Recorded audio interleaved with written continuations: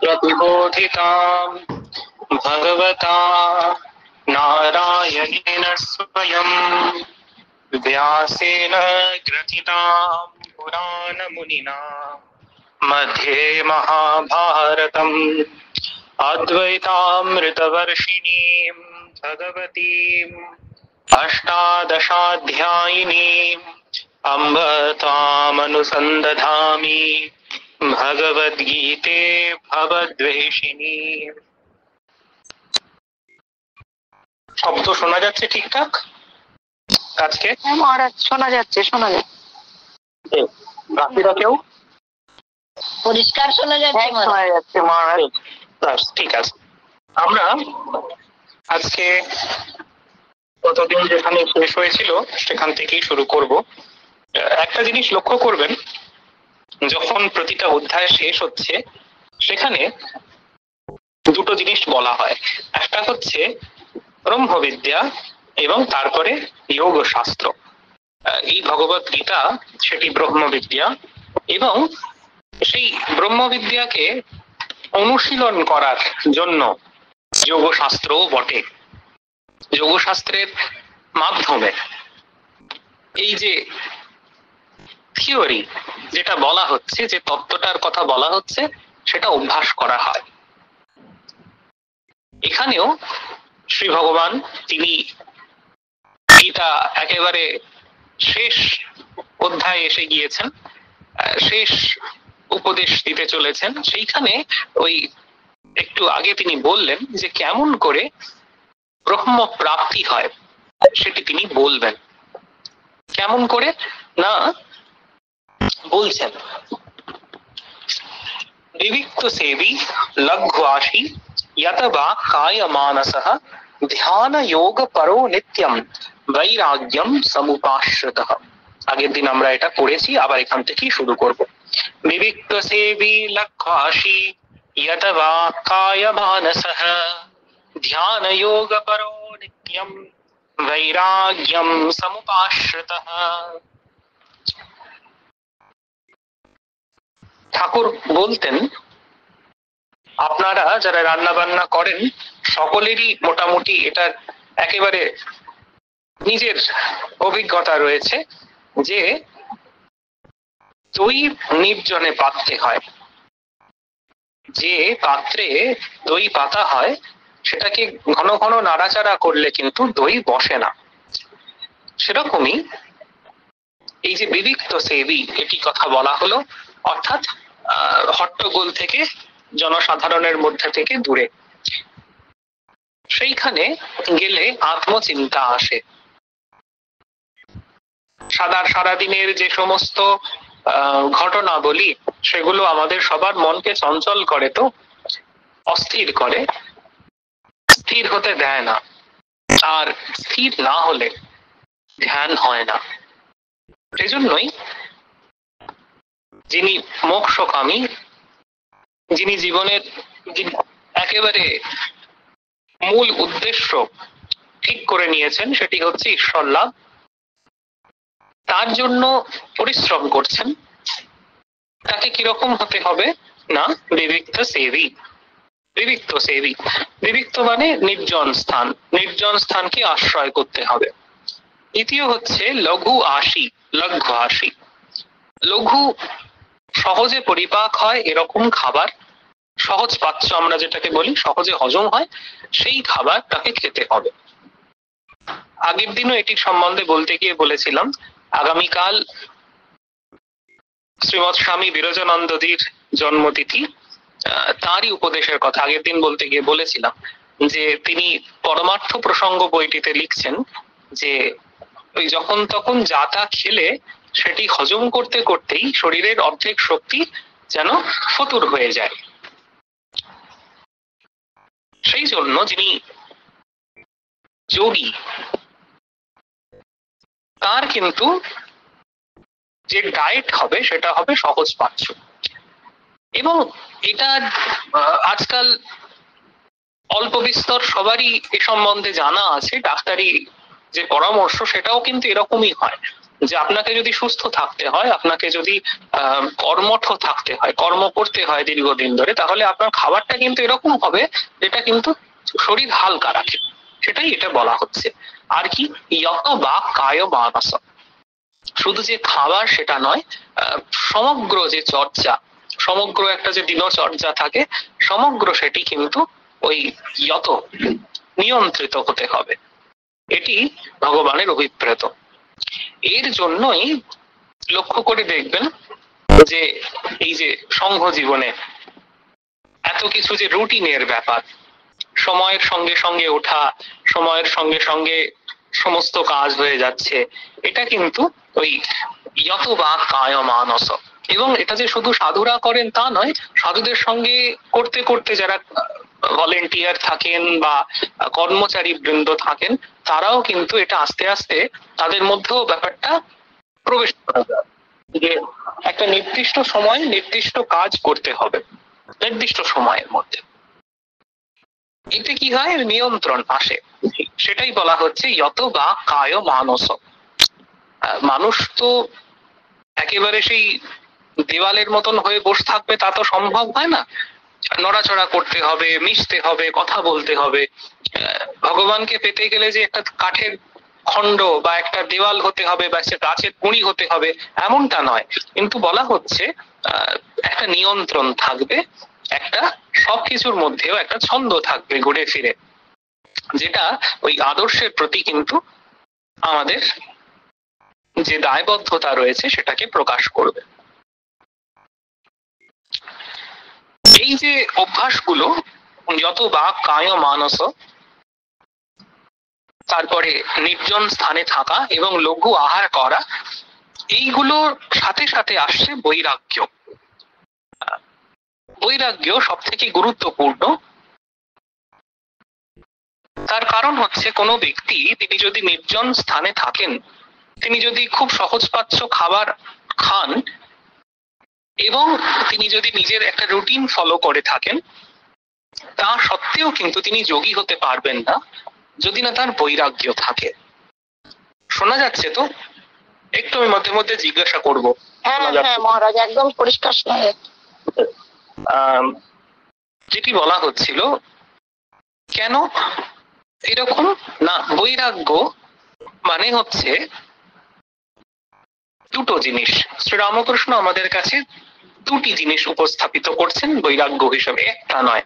আগে আমরা যা শুনতাম, একটা মানে হচ্ছে সংসারে বিরক্তি, বৈরাগ্য মানে সংসারে বিরক্তি। শ্রীরামকৃষ্ণ কিন্তু সেটা না বললেন, দুটো জিনিস বলছেন। সংসারে বিরক্তি তো থাকবেই, তার সঙ্গে আরেকটা জিনিস চাই, সেটা কি, ঈশ্বরে অনুরাগ। ঈশ্বরে অনুরাগ, সংসারে বিরাগ, এই হচ্ছে বৈরাগ্যের লক্ষণ। এইটা যদি থাকে তখনই কিন্তু এইগুলো ফলপ্রসূ হবে। অর্থাৎ নির্জন স্থানে বাস করা, স্বল্প সংযমী জীবন যাপন করা এবং ওই সহজ পাচ্য সহজে হজম হয় এরকম খাবার খাওয়া, এই যে যোগের যে নিয়ম, যেন সাধারণ নিয়মগুলো, এগুলো সব কটা ফলবে তখনই, মন স্থির হবে, ধ্যান হবে তখনই, যদি বৈরাগ্য থাকে। যদি বৈরাগ্য না থাকে তাহলে এইগুলো কিন্তু ওই স্বামী বিরজানন্দজির ভাষা ধার করে বলতে হয়, ফুটো কলসিতে জল ঢালার মতন হবে। এগুলো কোনোটাই কিন্তু সফল হবে না। তাই বৈরাগ্য সেটি কিন্তু খুব গুরুত্বপূর্ণ। বৈরাগ্য মানে এক্ষেত্রে আবার যেরকম একটু আগে বলা হলো, ঈশ্বরের প্রতি অনুরাগ এবং সংসারে বিরাগ। এখানে সর্বসাধারণের জন্য এটা বলা উচিত যে ঠাকুর যখন এটা বলছেন, উনি জানেন যে কলিকালে আমাদের সামনে কত রকমের বাধা রয়েছে ভগবত পথে যেতে গিয়ে। তাই যখনই তিনি ওটা বলছেন যে বৈরাগ্য মানে হচ্ছে সংসারে বিরাগ আর ঈশ্বরে অনুরাগ, উনি যেন সংজ্ঞা দিচ্ছেন না, একটা পাশাপাশি আমাদের একটা সমাধান সূত্র দিয়ে দিচ্ছেন। যেমন উনি বলতেন যে এক হচ্ছে আসল, তার পিঠে যতগুলো শূন্য দাও না কেন, এক না থাকলে কিন্তু শূন্যগুলোর কোনো মূল্য নেই। ঠিক সেরকম এই যে সংসারে বিরাগ এবং ঈশ্বরে অনুরাগ, এই দুই মিলে বৈরাগ্য, তার প্রাণ ভোমরা কিন্তু হলো ঈশ্বরে অনুরাগ। যদি ঈশ্বরে অনুরাগ থাকে তাহলে ঈশ্বরের কৃপায় সংসারে বিরাগও উপস্থিত হয় এবং তখনই প্রকৃত বৈরাগ্য হয়। যারা খুব সাধারণ, সকলের পক্ষে সংসারের এই এত কিছুর মধ্যে সংসার সম্বন্ধে উদাসীন থাকবো, বৈরাগ্য থাকবে, এরকম চট করে পাওয়া যায় না। কিন্তু ওই যে ঈশ্বরে অনুরাগ, সেটি কিন্তু ধীরে ধীরে ধীরে ধীরে আমাদের মধ্যে বৈরাগ্য এনে দেয়। এটাই আমাদের প্রতি যেন শ্রীরামকৃষ্ণের বিশেষ কৃপা। তিনি যে যখন বলছেন যে বৈরাগ্য হচ্ছে ঈশ্বরে অনুরাগ এবং সংসারে বিরাগ, তখন যেন ঠিক আমাদের কাছে একটা সূত্র দিচ্ছেন যে তোমাদের যদি বৈরাগ্য না থাকে দুশ্চিন্তার কিছু নেই। তোমরা ঈশ্বরকে যদি ভালোবাসতে পারো, সেটা ধীরে ধীরে যতটুকু মন, একটাই তো মন, যতটুকু মন ঈশ্বরে যাবে ততটুকু মন কিন্তু সংসার থেকে উঠে যাবে। এটাই হচ্ছে সমাধান সূত্র, ঈশ্বরে অনুরাগ। তাই সর্বসাধারণের ক্ষেত্রে ঈশ্বরে অনুরাগটাই কিন্তু ধীরে ধীরে ওটা বৈরাগ্যের জন্ম দেবে এবং বৈরাগ্য হলেই কিন্তু তখনই আস্তে আস্তে এই সমস্ত জিনিসটা তার কিন্তু ভালো লাগতে শুরু করবে। খুব হইচই হট্টগোল আমরা দেখেছি সাধারণ সংসারীদের মধ্যেও, খুব হইচই হট্টগোল যে ভালো লাগে এমন অনেক মানুষ রয়েছেন, তারা চান না। বরঞ্চ ওই হইচই হট্টগোল ছেড়ে এরা অনেক সময় চান জয়রাম বাটিতে গিয়ে বসে থাকবো, অথবা কামার পুকুরে যাব, অথবা কোথাও না হলে ওই বেলুড় মঠের নাট মন্দিরে বসবো। এই যে প্রবণতাগুলো, এগুলো কিন্তু খুব স্বাভাবিকভাবে মানুষের মধ্যে, খুব গড়পড়তা মানুষেরা, এরা যে বিশেষ কেউ এরকম নন, কিন্তু তাদের মধ্যে যেহেতু তারা ঠাকুরকে ভালোবাসেন, তাদের মধ্যে ধীরে ধীরে এই ভাবটা জাগ্রত হয়েছে। ওই বিবিক্ত দেশও সেবি করেছে, মন্দিরে নিয়ে যাচ্ছে, অন্য কোথাও নিয়ে যাচ্ছে না। এরকম ভাবেই সংযত দেহ, মন, বাক্য, আহার এগুলো হয়ে যায়। মূল কথা কিন্তু ওই বৈরাগ্যম সমুপাশ্রিত। আর যতটা করে বৈরাগ্য আমাদের হবে, যতটা করে আমাদের মন সংসার থেকে উঠে যাবে, তখনই ওই ধ্যান হতে থাকবে। ধ্যান সম্বন্ধে আমাদের অদ্ভুত অদ্ভুত কিছু চিন্তা ভাবনা আছে। সে যেন একটা বিশেষ বস্তু, কি যেন একটা অদ্ভুত ব্যাপার। আসলে কিন্তু ধ্যান হচ্ছে একটা বিষয়ে মনকে লাগিয়ে রাখা দীর্ঘক্ষণ ধরে। এই সাধারণ সংজ্ঞাটা যদি আমরা মনে রাখতে পারি, তাহলে কিন্তু ধ্যান বিষয়টা খুব একটা কঠিন হয় না।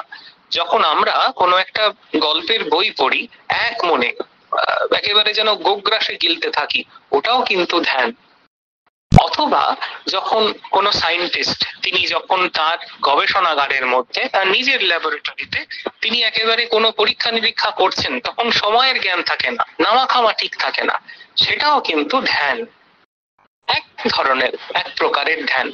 তো এটা হচ্ছে মনটাকে ফিক্সড রাখা একটা নির্দিষ্ট বস্তুতে,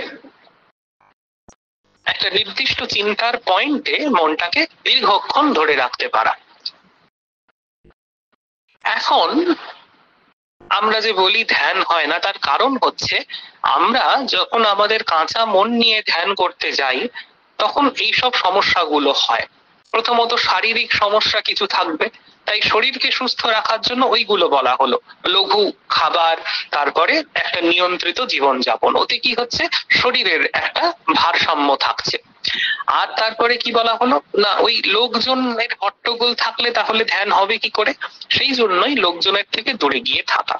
আচ্ছা, এই দুটো হয়ে যাওয়ার পরেই তার সঙ্গে আসছে বৈরাগ্য। আচ্ছা, লোকজনের থেকে না হয় দূরে সরে গেল, কিন্তু ভেতরে ভেতরে নানান রকম হিজিবিজি চিন্তা উঠতে থাকছে।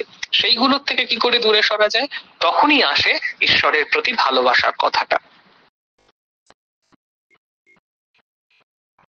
এই যে এতক্ষণ আমরা যেটা বললাম, আমরা শ্রীমৎ স্বামী বিশুদ্ধানন্দজির জীবনীতে এটা পাই। জীবনী এবং শ্রুতি কথা বলা ভালো। বিশুদ্ধানন্দজি মহারাজ তিনি যখন সংঘের সাধু হিসেবে রয়েছেন,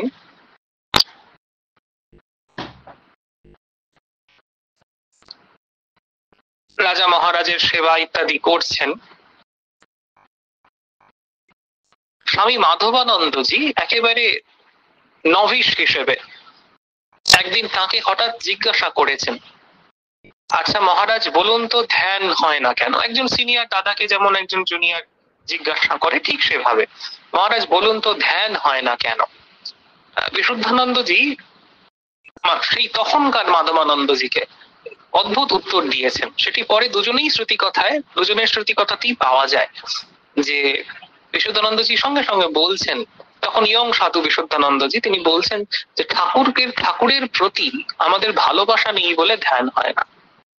তাদের ভালোবাসা যথেষ্ট ছিল, দীর্ঘক্ষণ সাধন ভজন করতেন, তবু মানে লোকশিক্ষার জন্য আমাদের জন্য যেন বলছেন, বা যারা একেবারে খুব সাধারণ সাধক পায়ে পায়ে হেঁটে হেঁটে এগোচ্ছি ভগবানের দিকে, তাদের জন্য যেন বলছেন যে ঠাকুরের প্রতি ভালোবাসা হলেই কিন্তু ধ্যান হয়।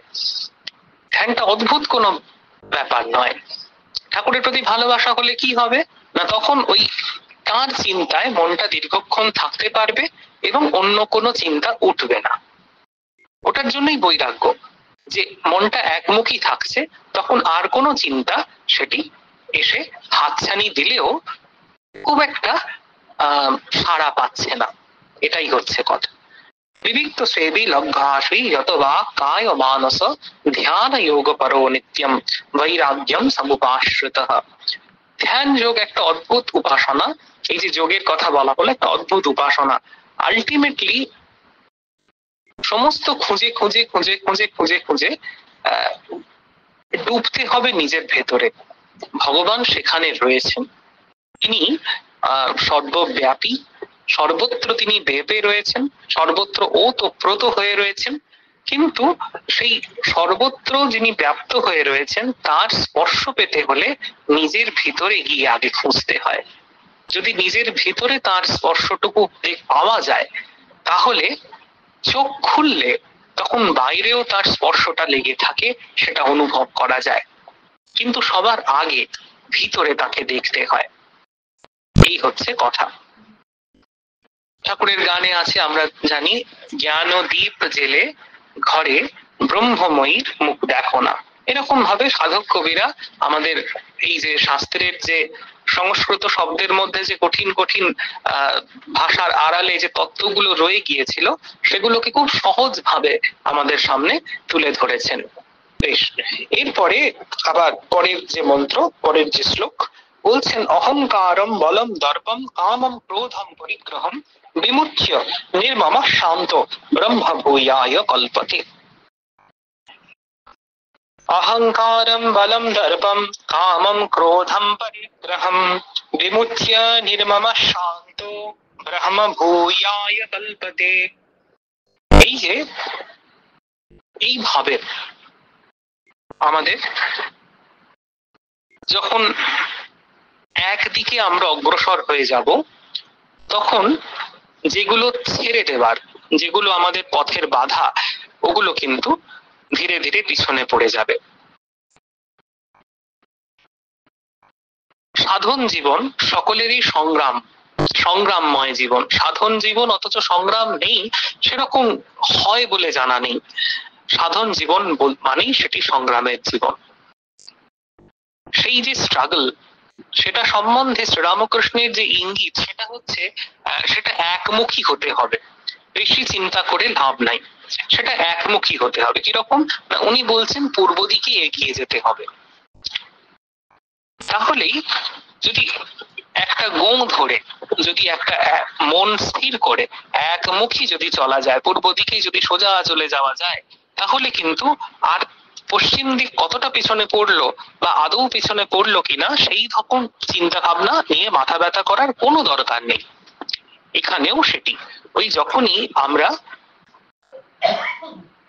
ধ্যান যোগ অভ্যাস করব, যখনই আমরা সংসারের প্রতি একটা উদাসীনতা রাখবো, বৈরাগ্য রাখবো এবং ভগবানের চিন্তায় নিজেকে নিবিষ্ট রাখবো, তখনই নিজের ভেতর থেকে এই যে ময়লা বা খাদ যেগুলি, সেগুলি যেন ক্রমশ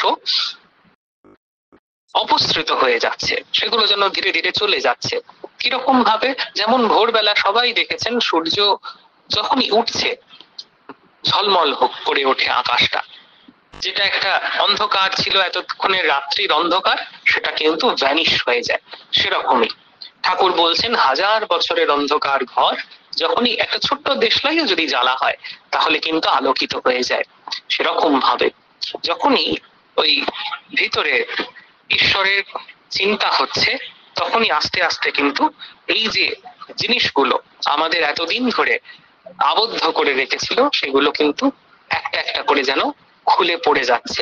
অহংকার, বল, দর্প, কাম, ক্রোধ, পরিগ্রহ। এখানে অবশ্যই বল বলতে ওই নিজের যে শারীরিক সামর্থ্য বা নিজের যে বংশগত কৌলিন্য এইগুলোকে বলা হচ্ছে।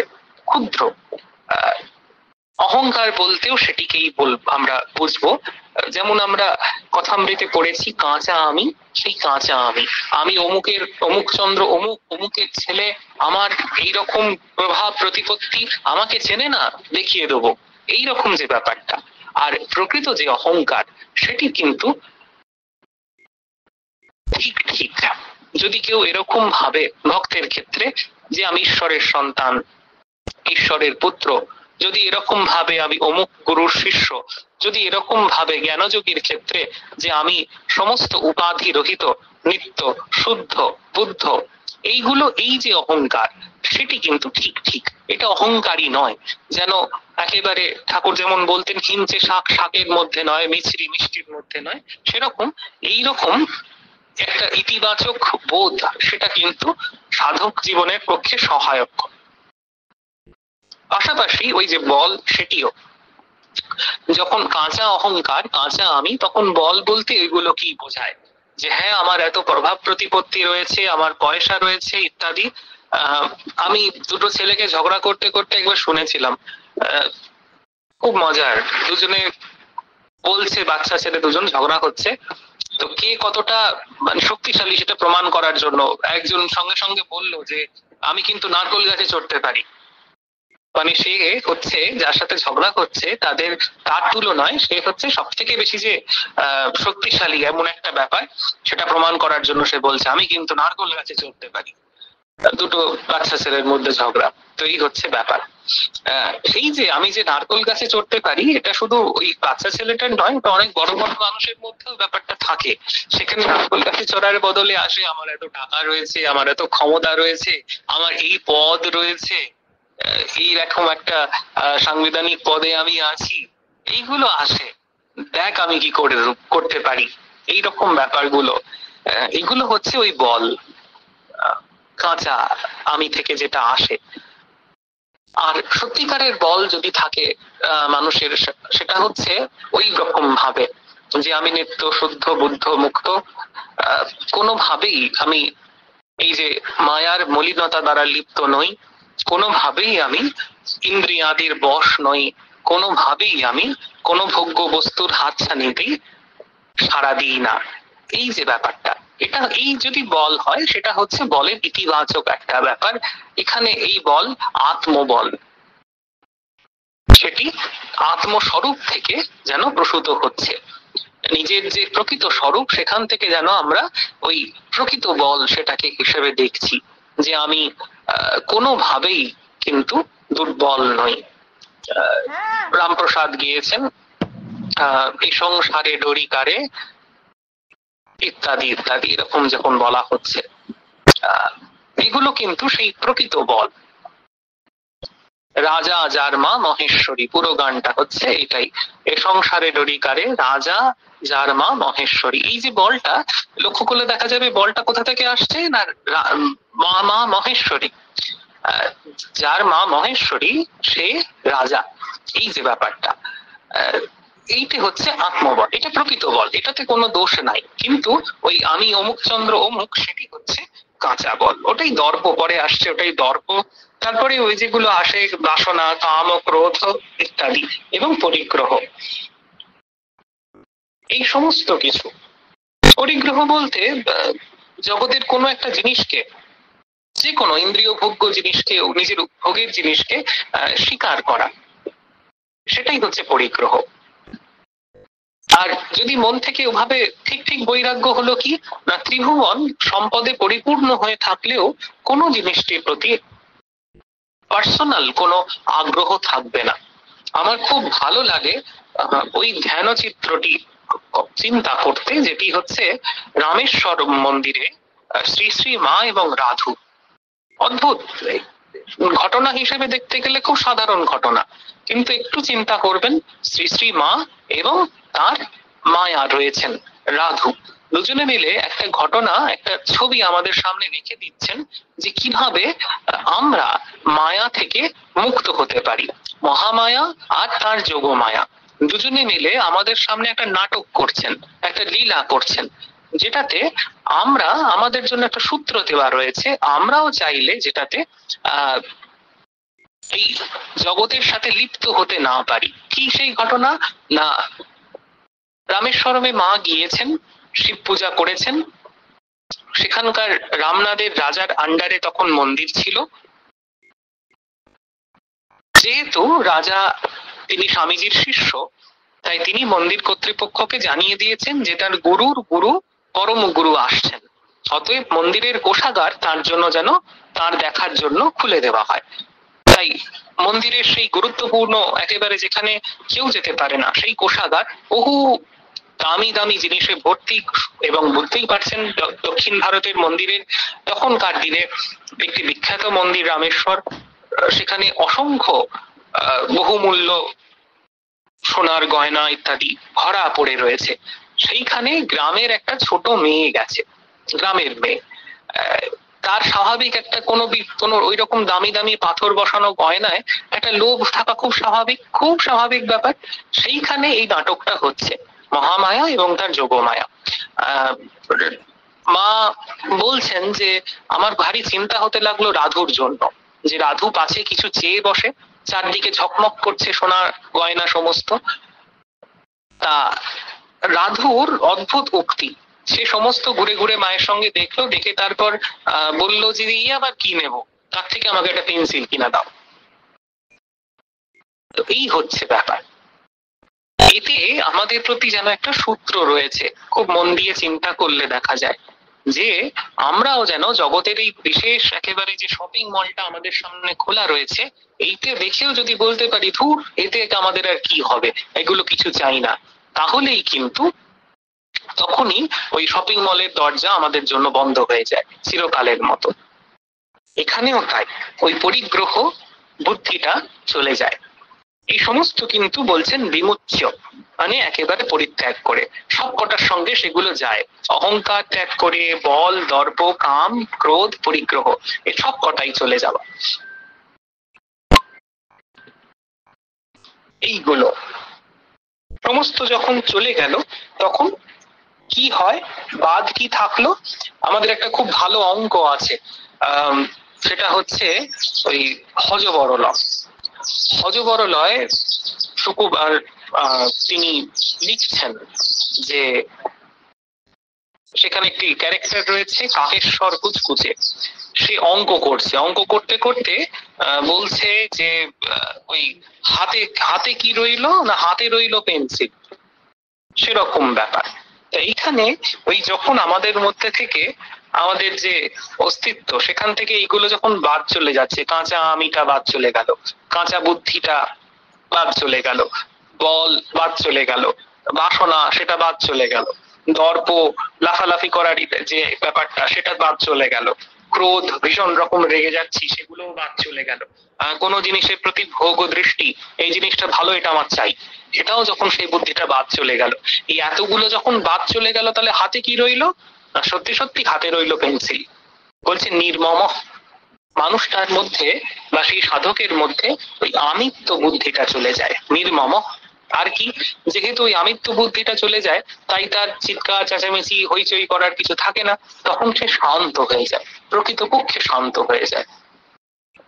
তার সামনে তখন এই শপিং মলটা যদি খোলাও থাকে, সেই বহুবিধ পণ্যের বহুবিধ দোকানের হাতছানি থাকলেও সে কিন্তু শান্ত, বিমুচ্য নির্মম শান্ত। আর কি, ব্রহ্ম ভূয়ায় কল্পতে, সে ওই ব্রহ্ম ভাবনা কল্পতে, চিন্তা করতে পারে। এইগুলো, এই যে যোগাভ্যাস, নির্জনে থাকা, ভিতর থেকে এই খাতগুলো একেবারে বাদ দিয়ে দেওয়া, এইগুলো না হলে আমরা সত্যি করে ভগবান, ঈশ্বর, আত্মা বা ব্রহ্ম যাই বলি না কেন তার কথা চিন্তা করতে পারি না। বহুবার আমরা সেই ঘটনাটার কথা উল্লেখ করি। শ্রীরামকৃষ্ণ দক্ষিণেশ্বরে তিনি ভক্তদের সঙ্গে বসে আছেন, হঠাৎ করে একটা গামছা নিজের মুখের সামনে আড়াল করে দিলেন, দিয়ে বলছেন তোমরা আর আমাকে দেখতে পাচ্ছ না। খানিকক্ষণ পরে গামছাটা সরিয়ে দিলেন, দিয়ে বললেন ওই একটি আবরণ ছিল সেটি সরিয়ে তারপরে দেখতে হবে। এখানেও আমাদের মধ্যে এই আবরণটা থাকে, যে আবরণটা আমাদের যথার্থ যেটা স্বরূপ, ভগবানের যা স্বরূপ, সেদিকে আমাদের যেতে দেয় না। তাই তার জন্য আমাদের ওই আবরণটা সরানোর জন্যই এত কিছু যত্ন। বেদান্ত, বিশেষ করে অদ্বৈত বেদান্ত, তিনি কিন্তু এটাই বলেন যে যা কিছু সাধন ভজন না, শুধু ওই মায়ার পর্দাটুকুকে হাঁটানোর জন্য, আর কিচ্ছু না। তাহলেই যা ছিল তাই আছে, কিন্তু সেটা যে আছে সেই বোধটা এই মুহূর্তে চলে গিয়েছে।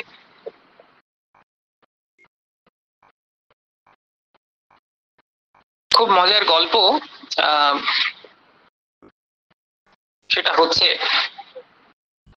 কণ্ঠে হার রয়েছে, গলায় হার রয়েছে, কিন্তু হারটা যে পড়ে আছে সেই বোধটা চলে গিয়েছে, সে আর গলার দিকে তাকাচ্ছে না যে হারটা পড়ে রয়েছে।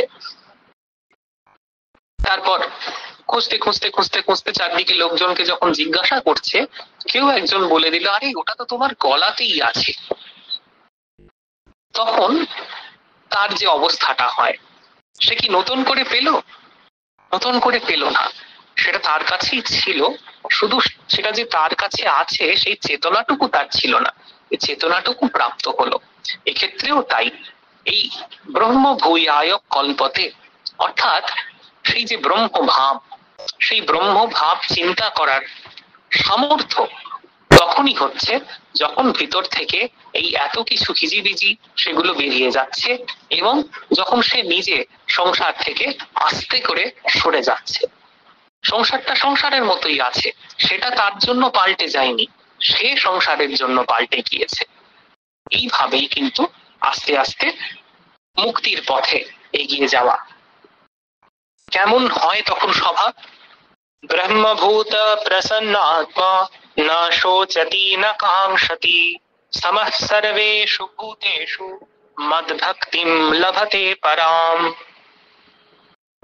অদ্ভুত একটা কথা ভগবান বললেন, খুব অদ্ভুত চিন্তা। এতদিন ধরে আমরা যে ঝগড়াগুলো করি যে জ্ঞান আলাদা, ভক্তি আলাদা, হয়তো একেবারে থিওরিটিক্যাল দিক থেকে হয়তো আলাদা, অনেকটাই আলাদা, কিন্তু ভেতর দিক থেকে দেখলে কিন্তু নয়। দেখুন, যখনই বলছেন ব্রহ্ম ভূয়ায় কল্পতে, ব্রহ্ম শব্দটা ইউজ করছেন, একেবারে জ্ঞানযোগীদের শব্দ। তারপরেই আবার কিন্তু এটা বলছেন যে ব্রহ্মভূত, সেই ব্রহ্মে, সেই যে একেবারে অদ্বৈত ভাবনায় যখন সে সমর্থ হচ্ছে, সেই চিন্তাময় হয়ে যাচ্ছে ব্রহ্মভূত, তখন তার স্বভাবটা কি হচ্ছে? সে কিন্তু মদ ভক্তিম লভতে পরাম, আমার প্রতি তার একেবারে পরম ভক্তি, সেটি কিন্তু তার মধ্যে দেখা যাচ্ছে। খুব যে বিশেষ পার্থক্য রয়েছে তা কিন্তু নয়, কিন্তু আমরা অনেক সময় এটাকে ভুল বুঝেছি, এবং সেই ভুল বোঝা সাধারণ মানুষের শুধু নয়, অনেক জ্ঞানীদেরও কিন্তু সেই ভ্রান্তিটুকু থেকেই যায়। ব্রাহ্মণী যোগেশ্বরী তিনি খুব পণ্ডিত ছিলেন, কিন্তু তবুও তার মধ্যে ওই ভ্রান্তিটা কিভাবে এসে গেছে? তিনি ঠাকুরকে বলে বসেছিলেন যে বাবা বেদান্ত শুনো না, ওতে ভক্তির হানি হয়। কি মুশকিল! ঠাকুর তার জীবন দিয়ে প্রমাণ করে দিয়েছেন, এবং আমাদের সবার জন্যেও, যে ভক্তি কোনো হানি হয় না বেদান্ত শুনলে, বা বেদান্ত চর্চা করলে, বরঞ্চ ভক্তি আরো পরিপুষ্ট হয়। এবং এই যেরকম বলছেন না, মদভক্তিম লভতে পরাম, শ্রেষ্ঠ ভক্তি লাভ হয়, তার প্রতি, ঈশ্বরের প্রতি শ্রেষ্ঠ ভক্তি লাভ হয়।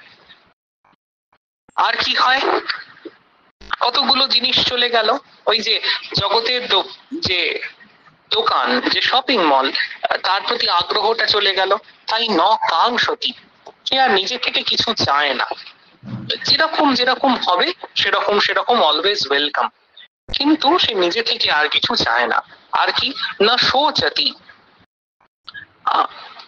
নিজে থেকে আর কোন রকমের ওই যে অনুশোচনা, দুঃখ সেরকমও করে না, মানে কোনো জিনিসের প্রতি চাহিদাও নেই, না পেলে যে দুঃখ করছে এরকম নয়।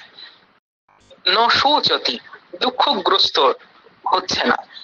পাশাপাশি কি দেখুন না, প্রসন্ন আত্মা, একটা শান্ত আনন্দ রয়েছে। এই আনন্দটা কিন্তু কোনো বস্তু নির্ভর নয়, কারণ বস্তু নির্ভর হলেই তখন ওই ব্যাপারটা থাকে, এটা পেলাম না বলে দুঃখ হচ্ছে বা এটা পেলাম বলে আনন্দ হচ্ছে, সেরকম নয়। প্রসন্ন আত্মা, ভেতর থেকে তিনি প্রসন্ন। কেন প্রসন্ন না, এই যে যখনই এই চিন্তাটা আসছে, ওই চিন্তাটি যখন আসছে, তখন ওই ব্যাপারটি তার সাথে থাকছে, আনন্দ। ব্রহ্মের লক্ষণ বলতে গিয়ে আমাদের শাস্ত্র বলছেন সৎ, চিৎ এবং আনন্দ, তার অস্তিত্ব রয়েছে, তার একটা প্রকাশ রয়েছে এবং তিনি আনন্দময়। উপনিষদ এরকমও বলেছেন যে তার আনন্দ নিয়ে গোটা জগৎ যেন এই আনন্দময় যজ্ঞ সেটি যেন রচিত হয়েছে। এখানেও তাই যিনি সেই ঈশ্বরকে চিন্তা করতে পারেন তিনি নিরানন্দ হন না। এইটি আমাদের ধর্ম ভাবনার একটা অদ্ভুত বৈশিষ্ট্য। আপনারা জানেন স্বামীজি মহারাজ যখন বিদেশে গিয়েছেন পাশ্চাত্যে, সেখানে অনেকে তাকে প্রশ্ন করেছেন, ওদের ধারণা কিন্তু অন্যরকম ছিল, যে ধর্ম প্রচারক হতে গেলে ভারী দুঃখী হতে হবে। কিন্তু স্বামীজিকে যখন তারা দেখছে তখন তাদের মধ্যে সেই ধারণা পরিবর্তন হচ্ছে, আঘাত লাগছে সেই ধারণায়। স্বামীজিকে একজন জিজ্ঞাসা করেছেন যে আপনি ধর্ম প্রচারক অথচ আপনি এত হাসি খুশি কি করে? স্বামীজি তাদের এটাই বলতেন যে যিনি ঈশ্বরের সন্তান, যিনি ঈশ্বরের ভক্ত, তিনি কি করে নিরানন্দ হবেন? কারণ ঈশ্বর তো আনন্দময়। শ্রীরামকৃষ্ণকে সব থেকে যিনি দেখেছিলেন কাছ থেকে, সেই মা সারদা দেবী, তিনি ঠাকুরকে খুব সুন্দরভাবে ব্যাখ্যা করেছেন, বলছেন তাকে কখনো নিরানন্দ দেখিনি। দেখুন 5 টাকা মাইনে দক্ষিণেশ্বরের একটা ঘরে থাকেন, বছরের দীর্ঘ সময় ধরে পেটের অসুখে ভুগছেন, অথচ তার কোনো দুঃখ নেই, কখনো নিরানন্দ নন তিনি। এই যে ব্যাপারটি, ব্রহ্মভূত প্রসন্ন আত্মা, তাকে যে চিন্তা করে তার মধ্যেও এই ভাবটা আসে, তিনিও নিরানন্দ থাকেন না। আমাদের সাধুদের একেবারে শেষ যে জায়গাটা আরোগ্য ভবন, সেখানে যখন প্রণাম করতে যাই গিয়ে দেখেছি বৃদ্ধ সাধু হয়তো একেবারে রোগ জর্জর, নানান রকম রোগে হয়তো কাহিল হয়ে রয়েছেন, তবু একটা আনন্দের উদ্ভাস রয়েছে। প্রণাম করতে কেউ গেলে হয়তো সামনে একটা কিছু টফি বা কিছু একটা পেয়েছেন, সেটি হেসে দিচ্ছেন হাতে। এই যে ব্যাপারটি, প্রসন্ন আত্মা সারা জীবন ধরে ঈশ্বরকে চিন্তা করে, ব্রহ্মকে চিন্তা করে, আত্মাকে চিন্তা করে যখন একেবারে শেষের দিকে পৌঁছচ্ছেন, জীবন যখন ফুরিয়ে আসছে, তখনও জগৎ থেকে বিদায় নেবার সময় ওই প্রসন্নতা কিছুটা থেকে যাচ্ছে, প্রসন্নতা হারিয়ে যাচ্ছে না।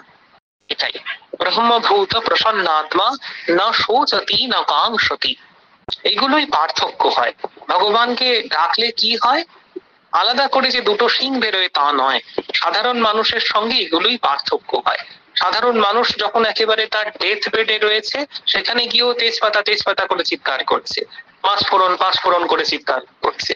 কিন্তু এই যে ভগবানকে চিন্তা করতে করতে, ঠাকুরমা স্বামীজিকে চিন্তা করতে করতে, তখন ওই যে প্রসন্ন আত্মা এবং ন শোচতি ন কাংসতি, জীবনের ওই হিসেবটুকু আর আসে না। একেবারে আমাদের স্বামীজি চিরদিনের জন্য হিসেবের ওই খাতাটা বন্ধ করে দিয়ে গিয়েছেন সবার জন্য। কথামৃতে দেখবেন খুব সুন্দর করে, বরানগরের জীবন যখন বিবেকানন্দ হয়ে ওঠেননি, তখনই এই উত্তর, যে না হয় একটি জীবন গেলই, সেই একটু যেন শ্লেষ করে বলছেন যে সেই মুখ্য ঠাকুরের জন্য না হয় একটি জীবন না হয় গেলই। অনন্ত জীবনে আমরা হিন্দুরা বিশ্বাস করি যে আমাদের অনেকবার আসতে হয়েছে, পুনরপি জননম পুনরপি মননম, তা বলছেন অনন্ত জীবনের একটি জীবন না হয় তার জন্যই গেল। এইটা বলে তিনি একেবারে সারা সমস্ত তার যত শিষ্য প্রশিষ্য হবেন সবার জন্য জীবনের ব্যালেন্স শিট করা একেবারে ঘুচিয়ে দিয়েছেন। এখানে আর ওই না পাওয়ার বেদনা আর চাওয়া পাবার যে ব্যাপারটা, সেটি চিরকালের জন্য বন্ধ হয়ে গেল। আগের দিন আমরা যখন একবার আলোচনা করেছিলাম তখন বলেছিলাম না, নিত্য সন্ন্যাসী দৃষ্টি না কাংসতি, এখানেও সেই কথারই প্রতিধ্বনি, ব্রহ্মভূত প্রসন্নাত্মা ন শোচতি না কাংসতি। এটাই মূল কথা। জগৎটা জগতের মতন থাকবে, জগৎটা থেকে আমাদের কিছু চাওয়ার থাকবে না, এবং কিছু না, যেহেতু চাওয়ার নেই তাই না পাওয়ার বেদনাটুকুও থাকবে না। আজকের মতো এখানেই সকলকে নমস্কার জানাচ্ছি, সশ্রদ্ধ নমস্কার। শ্রীরামকৃষ্ণ অর্পণম অস্তু। শোনা গেছে তো? প্রণাম নেবেন, খুব সুন্দর শোনা গেছে।